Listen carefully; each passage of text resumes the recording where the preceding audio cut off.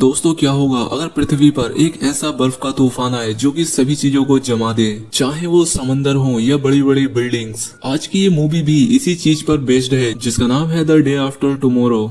इस कहानी की शुरुआत होती है और हम अंटार्कटिका का सीन देखते हैं जहां पर कि 3 साइंटिस्ट वहां की बर्फ का सैंपल लेने के लिए आए हैं जिनके नाम जैक, जेसन और फ्रैंक हैं। यहाँ पर हम जैक को देखते हैं जो कि अपने रिसर्च सैंपल कलेक्ट कर रहा था जो कि बर्फ के सैंपल थे। जैक अपने एक कलीग के साथ ड्रिल मशीन को ऑपरेट कर रहा था कि तभी अचानक से वहां पर बर्फ टूटने लगती है और उनकी ड्रिल मशीन भी बर्फ में धंसने लगती है जिसे कि निकालना काफी मुश्किल था। तभी जैक नोटिस करता है कि उन्होंने रिसर्च के लिए जो सैंपल कलेक्ट किए हैं वो दूसरी तरफ रह गए हैं और इसीलिए वो उन्हें लेने के लिए दूसरी तरफ जंप करता है।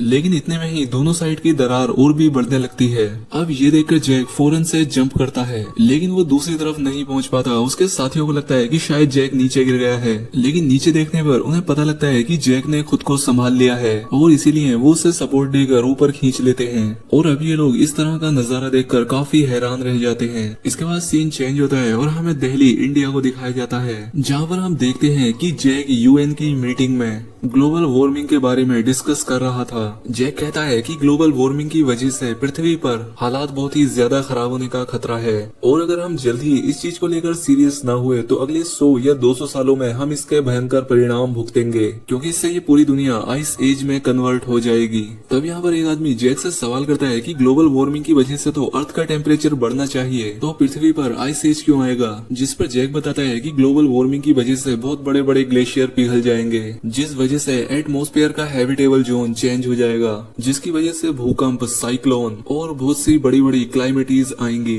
जो कि जल्द ही पृथ्वी को आइस एज में कन्वर्ट कर देगा। अब जैक की इस बात को यूएस के प्रेसिडेंट नहीं मानते जिस वजह से जैक की बात से और भी कंट्रीज के लोग सहमत नहीं होते। लेकिन हम इसी मीटिंग में एक और रिसर्चर टेरी को देखते हैं जिसे की जैक की बातों पर काफी यकीन था। वो काफी समय से जैक की बातों को फॉलो कर रहे थे। जैक ने यहाँ जो कुछ भी कहा था उस पर तो किसी ने यकीन नहीं किया, लेकिन हम देखते हैं कि दिल्ली में पहले से ही बर्फ पड़ना शुरू हो जाती है और क्लाइमेट कंडीशन कुछ ठीक नहीं लग रही थी। अब अगले सीन में हम देखते हैं कि टोक्यो में काफी तेज बारिश हो रही थी। सभी लोग अपने नॉर्मल रूटीन में काम कर रहे थे, लेकिन तभी अचानक आसमान से बर्फ के बड़े बड़े गोले गिरने लगते हैं जिससे लोगों में काफी हलचल मच जाती है। ये बर्फ के गोले इतने बड़े थे कि इनके गिरने से बहुत सारे लोगों की जान भी चली जाती है। वहीं हम दूसरी तरफ जैक को देखते हैं जो कि अपनी वाइफ से बात कर रहा होता है। वो अपने काम में इतना बिजी रहता है कि अपनी फैमिली को टाइम ही नहीं दे पाता था। जैक की वाइफ उससे कहती है कि उनका बेटा सैम एक सब्जेक्ट में फेल हो गया है और इसकी वजह तुम ही हो जो कि अपने बेटे को टाइम भी नहीं दे पाते। जैक उसे समझाने की कोशिश करता है जिस पर उसकी वाइफ कहती है कि सैम ने एक क्विज कंपटीशन में पार्टिसिपेट किया है तो कम से कम तुम उसे एयरपोर्ट तक छोड़ने के लिए आ जाना। जिस पर जैक कहता है कि हाँ, मैं पहुंच जाऊंगा। अब अगले दिन जैक अपने बेटे से मिलने के लिए आता है और वो उसे एयरपोर्ट तक छोड़कर अपने काम पर वापस चला जाता है। वहीं दूसरी तरफ स्पेस सैटेलाइट से कुछ एस्ट्रोनॉट देखते हैं कि पृथ्वी पर एक अजीब से तूफान का साइज बढ़ रहा है। वहीं दूसरी तरफ फ्लाइट में हम सैम को देखते हैं जो कि अपने फ्रेंड ब्रायन और लोरा के साथ था। तब अचानक से मौसम खराब होने की वजह से प्लेन का बैलेंस भी खराब होने लगता है। ये देखकर सैम काफी डर जाता है क्योंकि उसे पहले से ही फ्लाइट से काफी डर लगता था। वहीं दूसरी तरफ स्कॉटलैंड रिसर्च सेंटर में हम टेरी को देखते हैं जो देखता है कि समुद्र के कई सारे पार्ट्स का टेम्परेचर बहुत ही तेजी से गिर रहा है। वो समझ जाता है कि जैक की थ्योरी बिल्कुल सही थी। वहीं दूसरी तरफ सैम और उसके फ्रेंड जब न्यूयॉर्क में पहुंचते हैं तो वो देखते हैं कि बहुत ही बड़ी संख्या में पक्षी कहीं दूसरी जगह जा रहे हैं। ये देखकर जैक काफी हैरान होता है और साथ ही जू के जानवरों में भी हलचल मच गई थी। खैर अब सैम का क्विज स्टार्ट हो जाता है जहाँ पर काफी सारे स्कूल के स्टूडेंट्स ने पार्टिसिपेट किया था। अब इन्हीं स्कूल के स्टूडेंट्स में से जेडी नाम का एक लड़का लोरा के साथ फ्लर्ट करता है जिससे कि सैम काफी जेलस होता है क्योंकि वो लोरा को पसंद किया करता था और वो तो इस क्विज के लिए भी नहीं आया था बल्कि लोरा के साथ टाइम स्पेंड करने के लिए आया था। अगले सीन में हम देखते हैं कि रात में टेरी जैक को फोन करके बताता है कि उसकी थ्योरी एकदम ठीक थी क्योंकि अटलांटिक ओशन में काफी तेजी से टेम्परेचर नीचे गिर रहा है जिसकी वजह से एक बड़ी तबाही आने वाली है।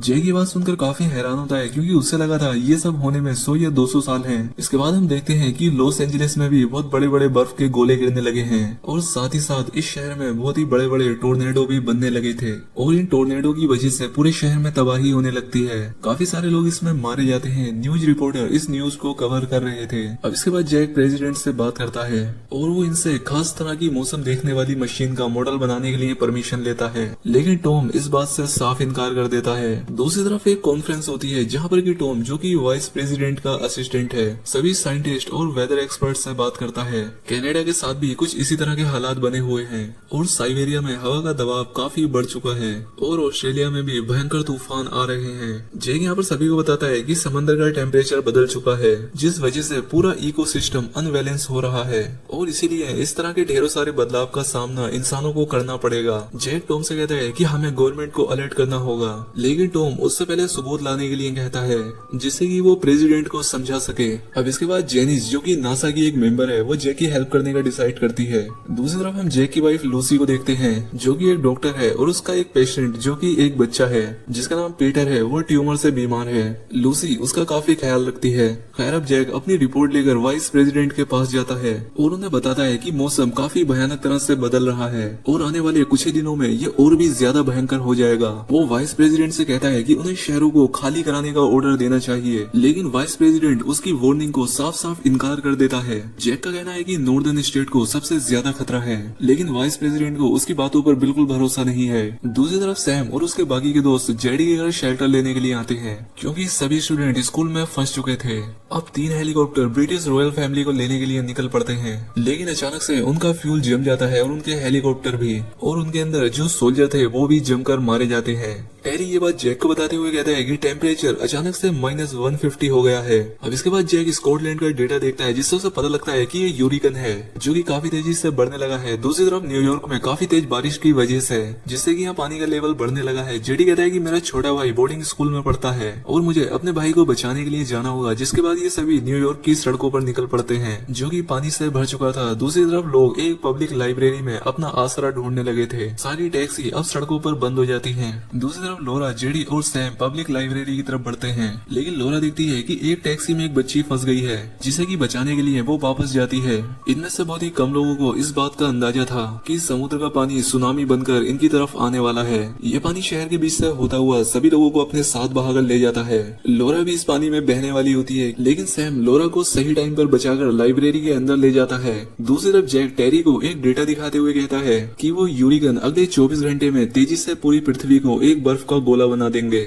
वो टेरी से कहता है कि तुम स्कॉटलैंड से निकल जाओ, लेकिन टेरी को पता था कि अब काफी देर हो चुकी है। दूसरी तरफ पब्लिक लाइब्रेरी में काफी सारे लोग बच गए थे और लोरा भी सैम से उसकी हेल्प करने के लिए उससे थैंक यू कहती है। अब इसके बाद सैम फोन की तरफ जाता है।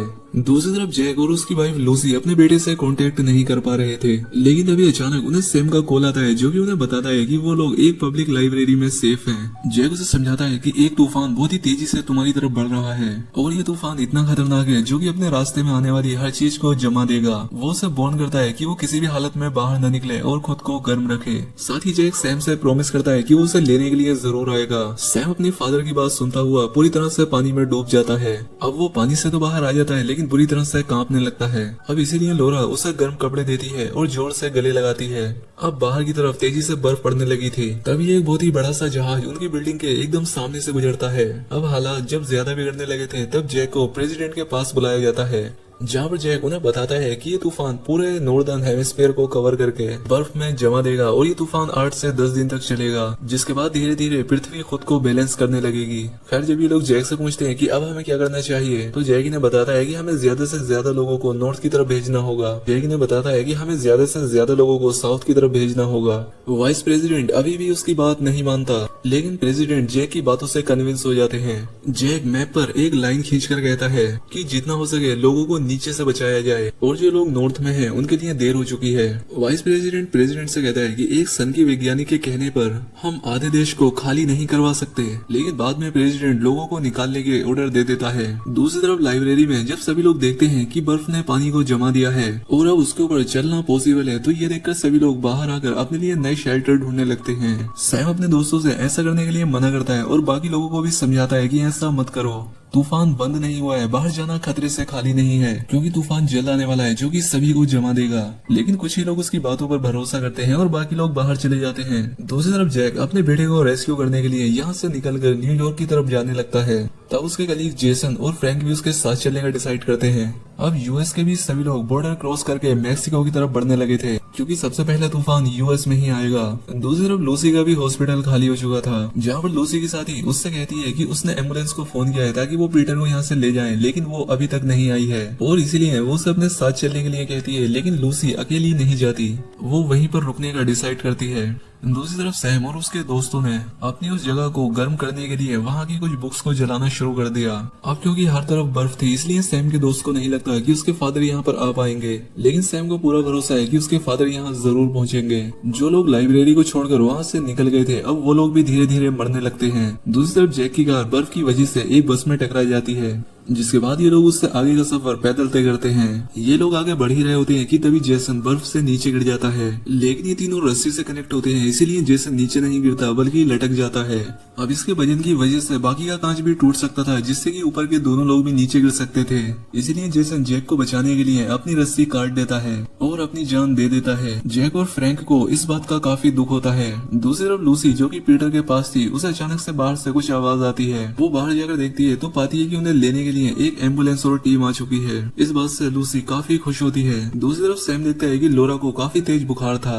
यहाँ पर सैम लूसी को अपने दिल की बात बता देता है और इन दोनों के बीच एक प्यार भरा किस होता है। मैक्सिको के रिफ्यूजी कैंप में प्रेसिडेंट निक के अलावा सभी लोग पहुंच चुके थे। उन्हें न्यूज मिलती है कि प्रेसिडेंट जो कि मैक्सिको की तरफ आ रहे थे, उनकी मौसम खराब होने की वजह से डेथ हो गई है। वहीं अगले दिन लोरा की हालत अब और भी खराब होने लगी थी। तब यहाँ पर सैम को पता लगता है कि लोरा जब उस वक्त उस बच्चे को बचाने के लिए गई थी तो उसे चोट लग गई थी, जिस वजह से उसे इन्फेक्शन हो गया। उसके इलाज के लिए इनके पास मेडिसिन नहीं थी, लेकिन सैम का दोस्त कहता है कि बाहर जो शिप है उसके अंदर जरूर मेडिसिन होगी। दूसरी तरफ हम देखते हैं कि स्पेस से एस्ट्रोनॉट पृथ्वी का ये भयंकर मंजर देख रहे थे और जेनेट को ये फोटोज भेजते हैं। जेनेट स्टॉर्म को वो फोटोज दिखाते हुए कहती है कि ये तूफान बहुत ही ज्यादा बड़ा है, जिसने एशिया और यूरोप को ही कवर कर लिया है और अगले 1 घंटे में ये न्यूयॉर्क को भी हिट करेगा। दूसरी तरफ बर्फ पर चलते हुए फ्रैंक अचानक से बेहोश हो जाता है। वहीं दूसरी तरफ शिप के अंदर सैम, ब्रायन और जेडी मेडिसिन ढूंढने के लिए जाते हैं। वो लोग शिप के अंदर आ जाते हैं जो कि पूरी तरह से बर्फ से ढक चुकी थी और उनके पीछे से ही कुछ भेड़िए भी शिप के अंदर एंटर हो जाते हैं।